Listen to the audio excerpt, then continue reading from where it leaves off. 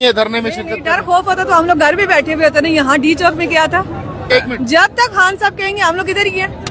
हाँ, कौन कौन साथ है आपके? ये भी सारे हमारी पूरी फैमिली है, कोई साइड पे खड़े हैं। तो किस उम्मीद के साथ यहाँ पर पहुँचे हैं?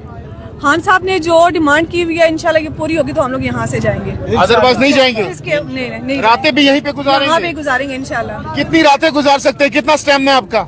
जब तक खान साहब की बातें नहीं मानी जाएंगी तब तक यहीं पर हैं। तब यहाँ पे ही हैं।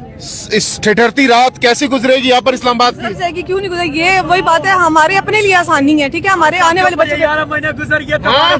हमारे बच्चों के मुस्तकबिल के लिए ये सबको, खान साहब के लिए नहीं हम करे। खान साहब तो वहाँ पे शहजादों के लिए लाइफ गुजार सकते थे, ठीक है। पाकिस्तान में क्या है, हमें पाकिस्तानियों को कदर नहीं है खान साहब की। खान साहब को क्या था, वो हमारे हक के लिए बैठे हुए जेल में, नहीं तो उनको क्या था, जेल में बैठे हुए इन सबको चाहिए था कि वो सारे निकले।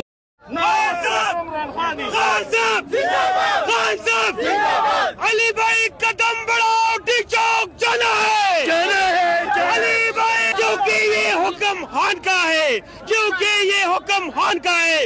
हम साथ कफन लेके आए हैं, हम वापस नहीं जाएंगे, न आपको वापस जाने देंगे।